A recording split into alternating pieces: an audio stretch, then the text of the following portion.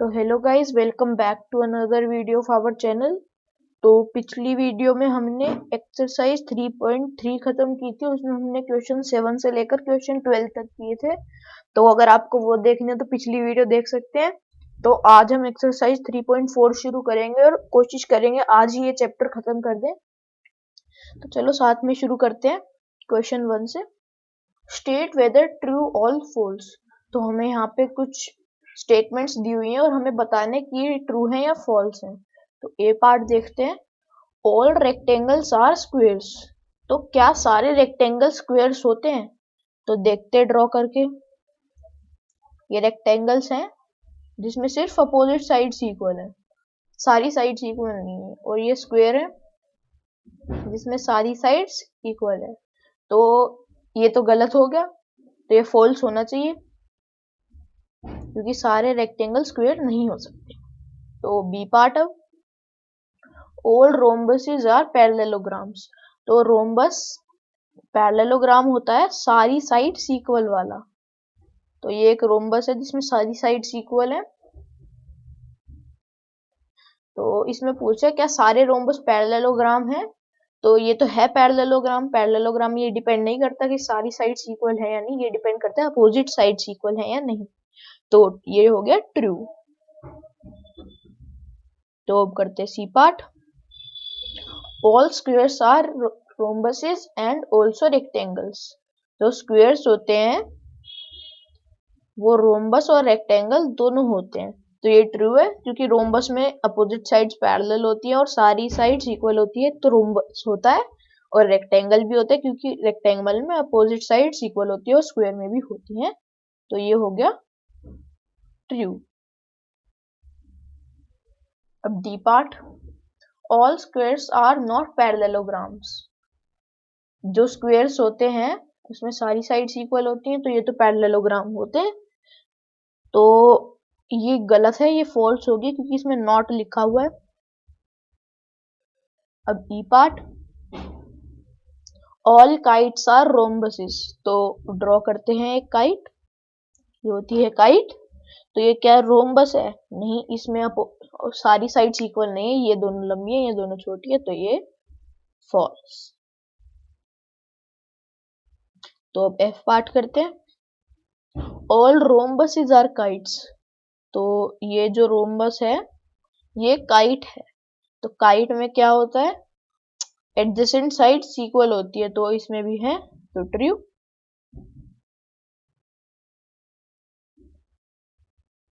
Ji part, all parallelograms are ट्रेपीजियम्स।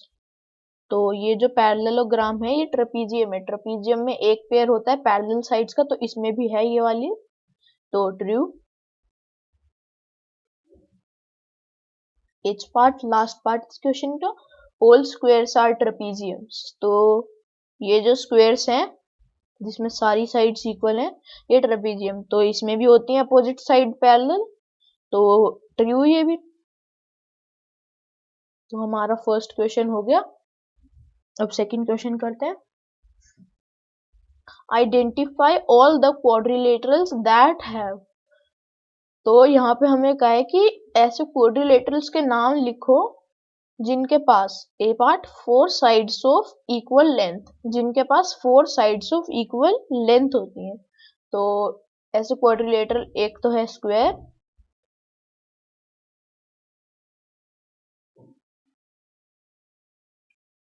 और एक है रोम्बस।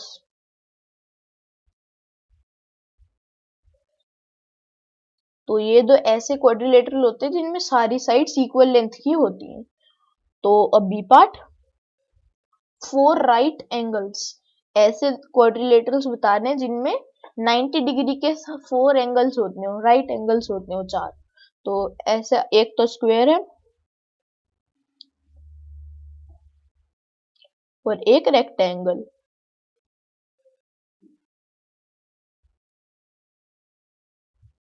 अब हमारा सेकंड क्वेश्चन भी हो गया। अब नेक्स्ट पे चलते हैं। Third question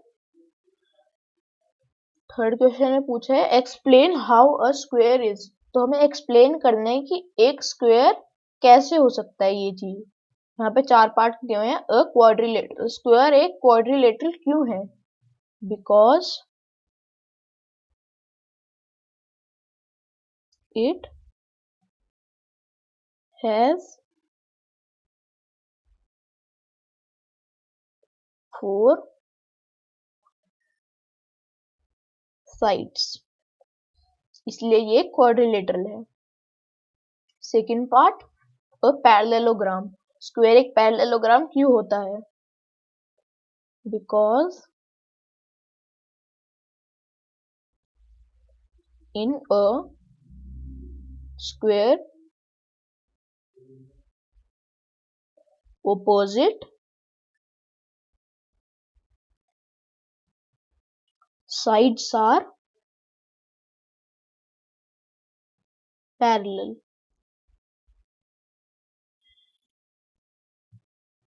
Third part, a rhombus एक स्क्वायर एक रोम्बस कैसे होता है? Because it is a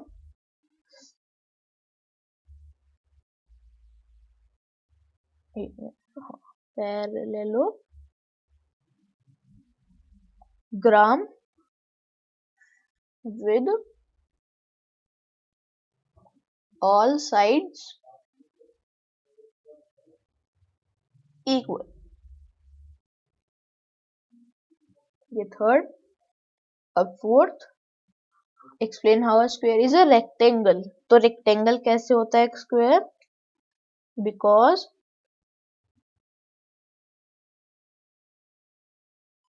it is a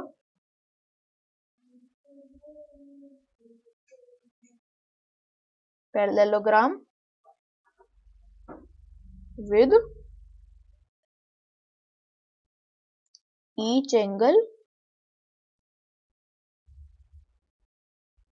90 degree.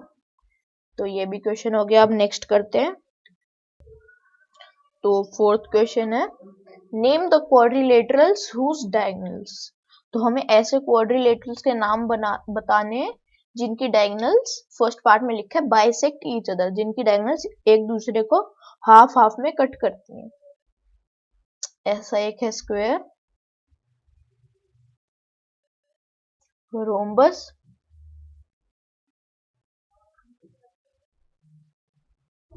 Rectangle, parallelogram.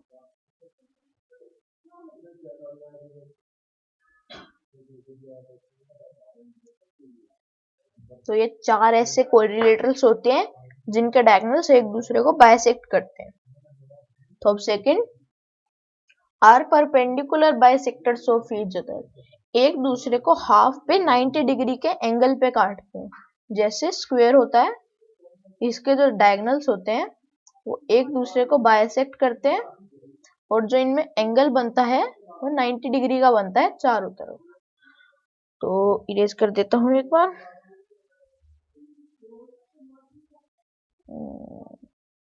इधर डिसेबल हो गया, चलो कुछ नहीं होता, लिख ही लेते हैं।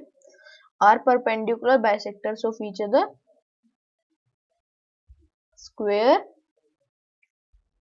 Coma rhombus. ये दो ही ऐसे होते हैं जिनमें परपेंडिकुलर बाइसेक्टर होते हैं एक दूसरे के। तो अब थर्ड पे चलते हैं, इस क्वेश्चन का last part, are equal whose diagonals are equal. ऐसे दो ही क्वाड्रिलेटरल्स होते हैं, स्क्वायर और रेक्टेंगल। यही दो ऐसे होते हैं जिनमें दोनों डायगोनल्स इक्वल होती हैं। और नेक्स्ट पे चलते हैं, explain why a rectangle is a convex quadrilateral. यहाँ पे हमें कन्वेक्स पूछा है। तो कन्वेक्स ऐसे क्वाड्रिलेटरल्स होते हैं जिनकी सारी डायगोनल्स अंदर हो और सारे एंगल्स 180 से कम हो। तो because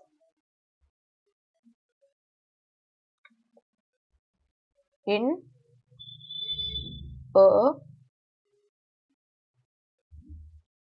rectangle all angles are less than 180 and all its diagonals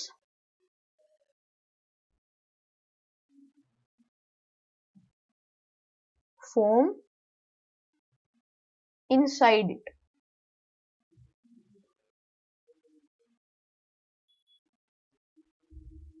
तो ये भी हो गया। अब हमारा लास्ट क्वेश्चन है इस एक्सरसाइज का। Next 6th question. तो इसके बाद हमारा ये एक्सरसाइज एज वेल एज ये चैप्टर खत्म हो जाएगा।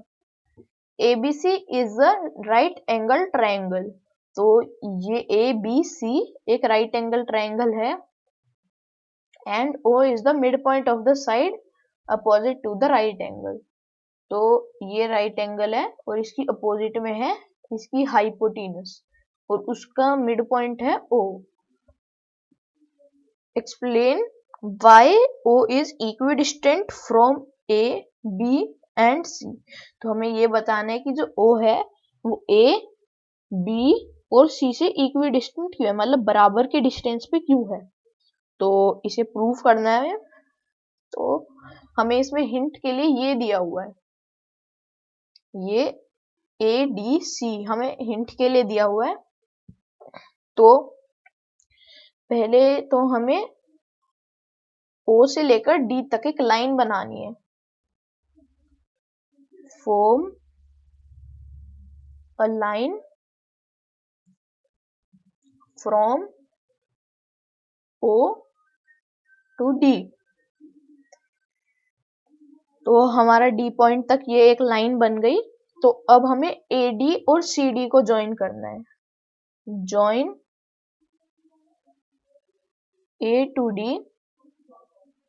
And C to D। तो अब ये ज्वाइन हो गए हैं तो हमें एक मिला है rectangle. We get a rectangle। और एक रेक्टेंगल में जो डायगोनल्स होती हैं वो इक्वल होती हैं and in a rectangle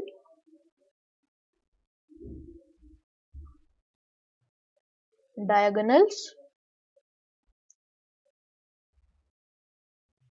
are equal and bisect each other। जो रेक्टेंगल की डायगोनल्स होती है वो एक दूसरे को हाफ पे कट भी करती हैं। तो अब हमें ये पता लग गया अगर ये इक्वल होती है तो हाफ पे कट होंगी, तो ये सारे 4 पार्ट बने हैं जो ये सारे भी इक्वल होंगे। तो BO is equal to OD, AO is equal to OC। तो अब ये पता लग गया इक्वल है तो हाफ हाफ पे कट करेंगे तो ये सारे इक्वल होंगे। तो BO is equal to OA is equal to OD is equal to OC। तो हमें सारे इक्वल मिल गए हैं। तो जो B से लेकर O का डिस्टेंस है, A से लेकर O का और O से लेकर C का, ये लिखे हुए हैं तो ये सारे इक्वल हैं। तो ये इक्वी डिस्टेंट है B, A और C O से। तो ये सब इक्वल है, अब हमें पता लग चुका है। तो इसी के साथ हमारी ये एक्सरसाइज और ये चैप्टर खत्म हो गए हैं। तो अगली वीडियो में हम किसी और चैप्टर के साथ आएंगे। तो अगर अच्छी लगी हो वीडियो तो लाइक, शेयर और सब्सक्राइब जरूर कीजिएगा और थैंक्स फॉर वॉचिंग।